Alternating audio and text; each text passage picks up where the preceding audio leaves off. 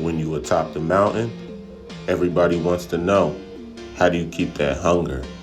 How do you stay there? When you win at the highest level, there's nowhere to go. There's only maintaining. That's the only option. But we all know the media loves a headline. As soon as the clock hits zero, here comes the doubters. Say the team lost too much talent in order to repeat. They lost too many veterans. The roster thinned out.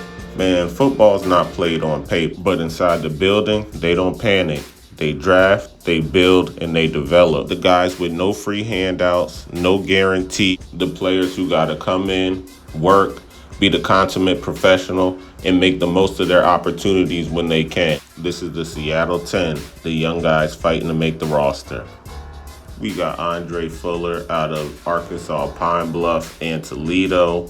Marvin Jones Jr., Lance Mason out of Wisconsin. Next up, Uso Seumalo out of Kansas State. Michael Dansby, cornerback out of Arizona. Devin Eastern, the big defensive lineman out of Minnesota. Emmanuel Henderson Jr. of Alabama and Kansas. Big Beau Stevens, the offensive lineman out of Iowa. Rashad Rochelle out of Rutgers and Indiana State. And our only second-year player who actually has experience in the NFL, Jared Ivey. First, let's talk about the tight end room. In that, we have Lance Mason from Rockwell Heath High School in Texas. Lance started his career as a record-setting tight end at Missouri State University before he ended up as the starting tight end for Wisconsin.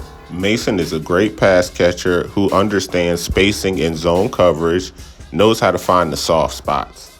In his 6'3", 240, Mason has a huge catch radius, which makes him a great target for Darnold in Seattle. They need a reliable third down target in Seattle, one that can help move the chains. And as you can see, he developed that feel for the game young. You can see him doing all of these things, even back in his high school tape. Yeah, there you go. Get in that end zone, big fella. I see you.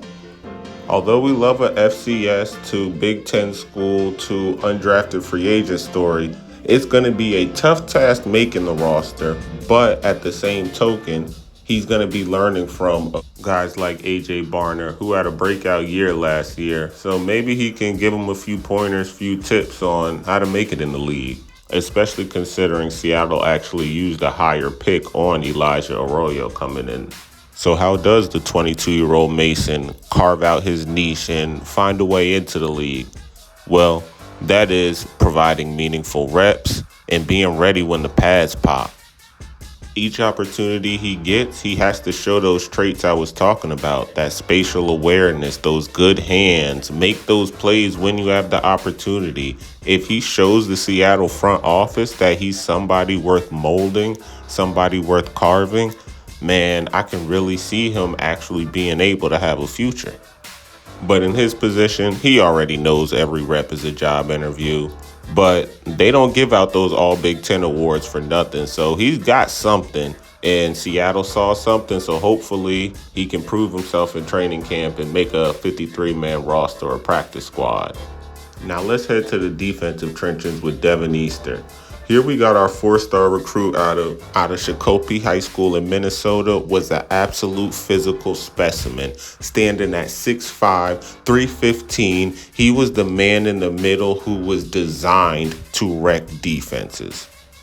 Thankfully for the entire state of Minnesota, I would say, he was born in Minnesota and decided to stay in Minnesota to play his college football. As you can see, once he got to Minnesota, he turned to an absolute defensive anchor. And if we're talking about gap integrity, Devin was unfazed by double teams like he was prime Kobe or something. It did not matter. And in a super stacked Big Ten, he got honorable mention all Big Ten. And he was a key contributor for Minnesota in 24 and 25. And the way Mike McDonald's defensive schemes are set up, as an interior lineman, to eat up 2 blockers is key. And with Eastern's NBA-like 6'10" wingspan, if he can maintain good pad level and not get pushed around by Seattle's interior linemen, I'm telling you, he's got a good chance at making this roster. He had an injury early on in training camp where he landed on the players unable to perform list. but can't keep a good player down who wants to make it. And he got back, got healthy, and he's back performing, back out there for training camp, doing his best to go from 7th round pick to NFL roster. Next, we have one of my favorites here. Of the Seattle 10 fringe guys who are trying to make the roster is Andre Fuller. Originally a 0-star out of high school, did what he had to do to grind from University of Arkansas Pine Bluff, transferring to Toledo, then playing his way into getting drafted.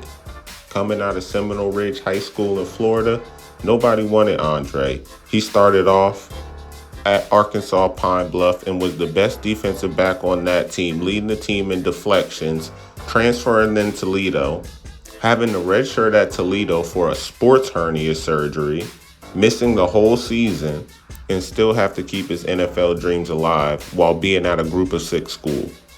But through all the ups, downs, trials, and everything he was going through, he did have a secret weapon, and that secret weapon was actually a mentor. That mentor helped him while he was at Toledo, and it was none other than first-team All-Pro Quinyon Mitchell. Fuller had previously spent his career at safety and was making a transition to cornerback, so he needed advice and somebody to mirror their technique and their approach to the game and the position. And he says he learned a great deal about NFL-level work ethic from Quinyon. At 6'1", 200, 4'4" speed, smooth hips, Fuller plays like one of those Florida boys with a little bit of chip on his shoulder. You know those Florida guys that are tough, scrappy. Yeah, he got all of that. Seattle definitely drafted him in the 7th round for a reason. He fits what they got going on and is a huge threat to be a monster at that gunner position in special teams.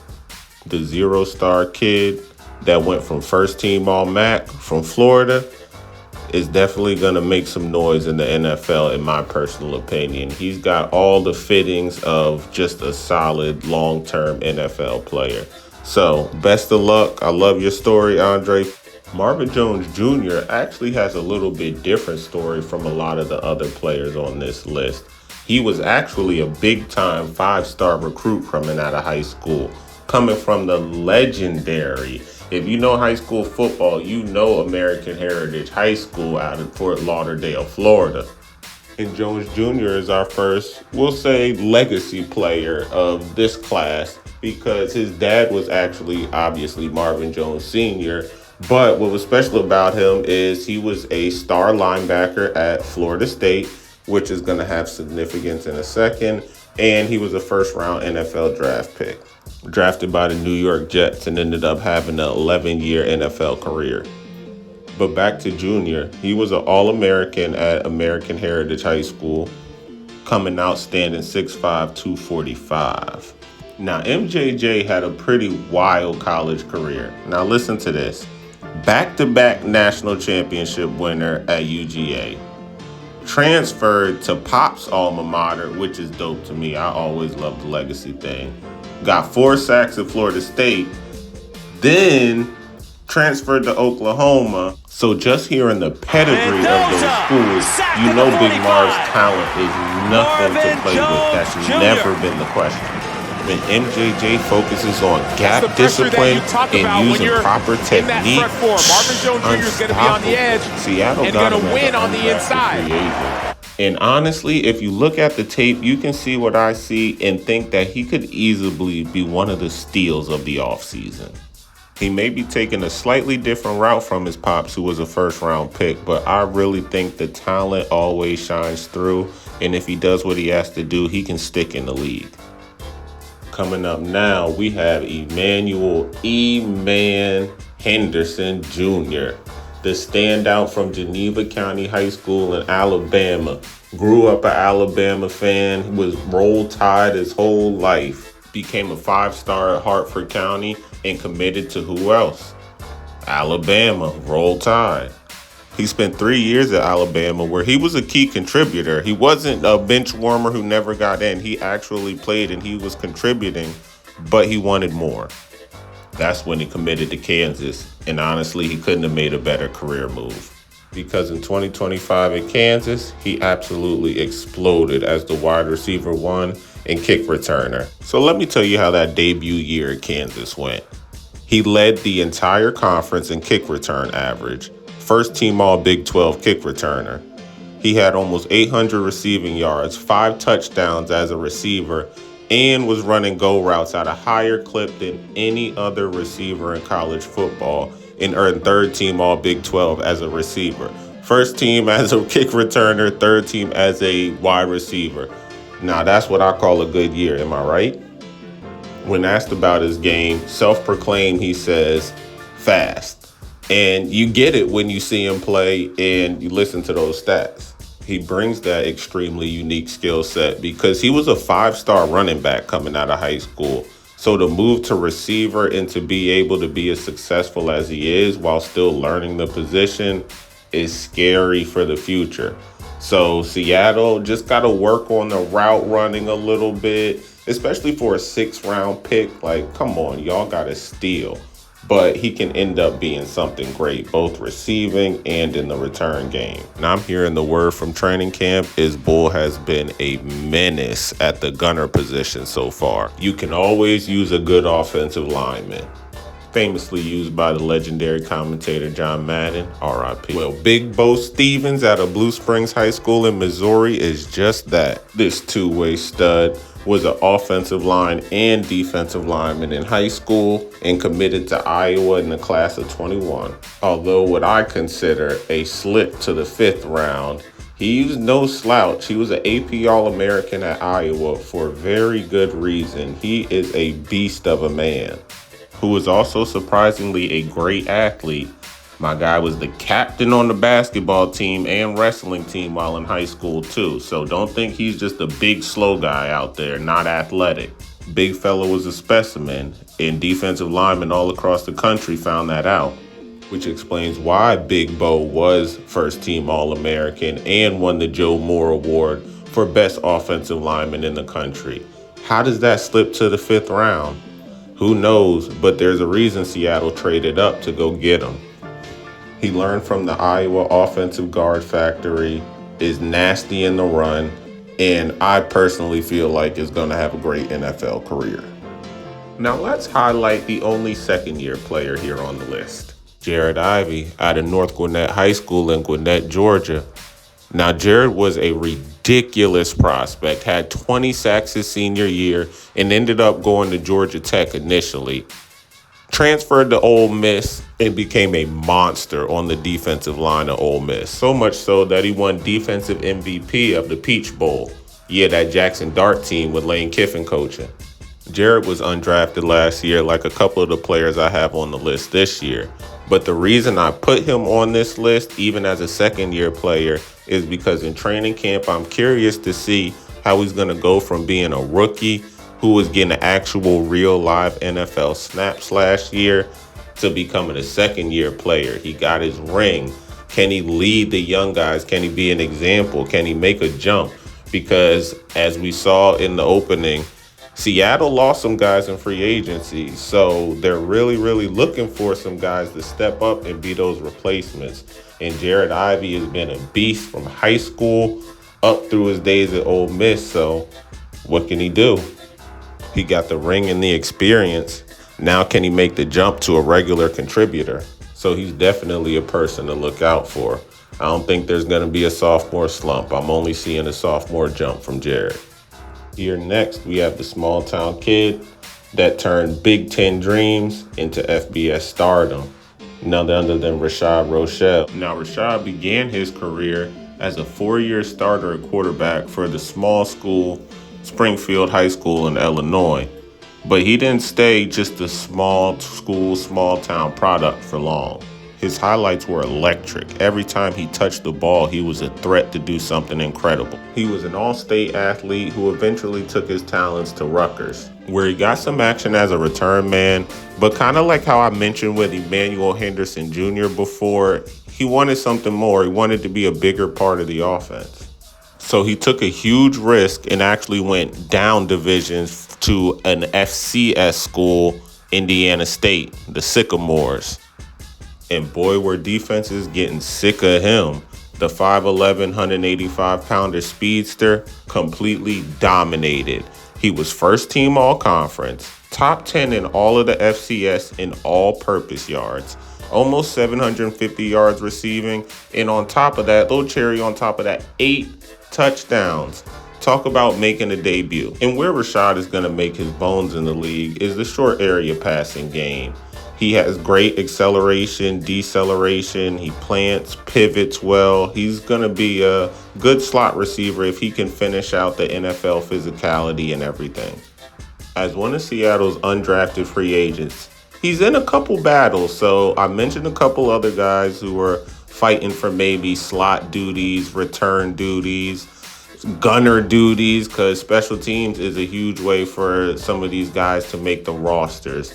So he's definitely got a little competition in camp, but he's a worker. He's already been at the Carolina Panthers mini camp and worked there, came to the Seattle camp, and ended up getting a contract offer as an undrafted free agent. So he's got the pedigree to just work and see what happens. Got to make the most of his opportunities that come, and yeah, it's going to be exciting to see what happens. I'll definitely be watching to see if this Big Ten to FCS to NFL transition really works out for him. He's got a great story of a small town kid who's just kept working for what he wants, never gave up on his dream. So best of luck to you, Rashad. Be watching you. As you probably noticed already, all of my Seattle 10 have been undrafted free agents and late round draft picks.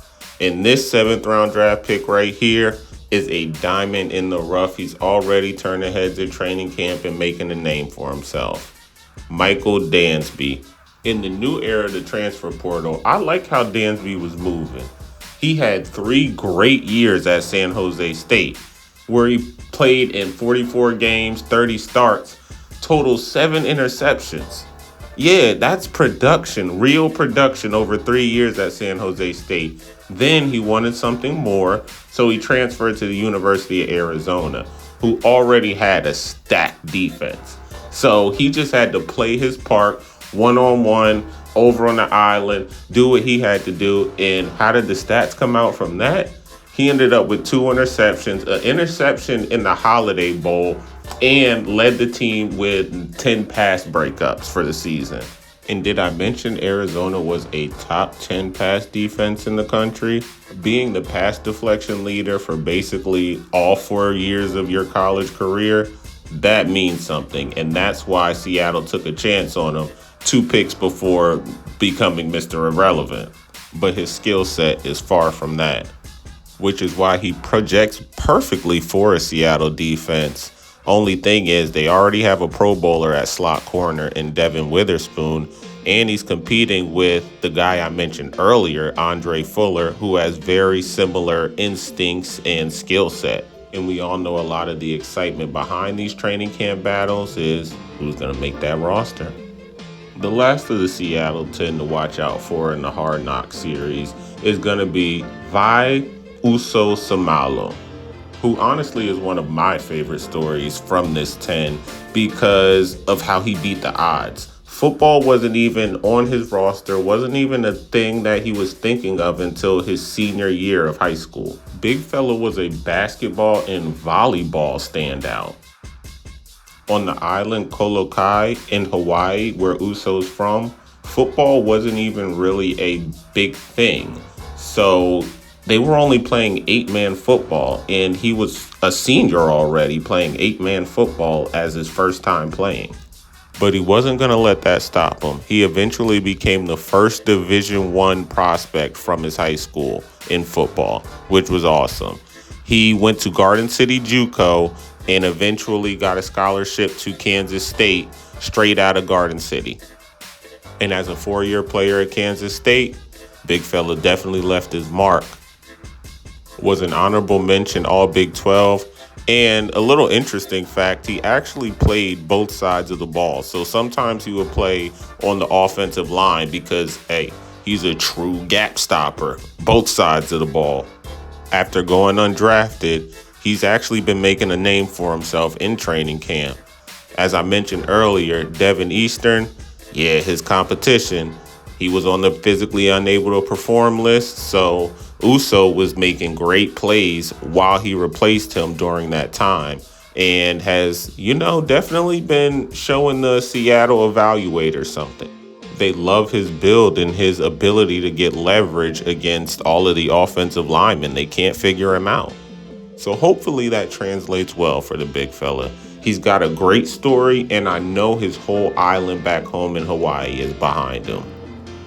And that's it, man. The Seattle 10, all about the defending champs, what they added, the young pieces that are on the fringe of making that 53-man roster. It's just some guys for you to watch out for when you're watching the Hard Knocks season this year. Some great stories to follow, some great young men to follow, guys that were drafted late or undrafted who still got a lot of football to play, or maybe even some guys that just won't work out in the NFL. But that's the beauty of this time of year and training camp. You get to see who's hungry and who's willing to make their dreams come true to make that 53-man roster. As usual, if you're still with me, thank you for checking out the content. I truly, truly, truly appreciate you. And please like, comment, subscribe. Let me know who you think is going to make the roster, what stories you like, and what you think of the Seattle 10. And if you think I should do more videos like this. All right, catch y'all next time.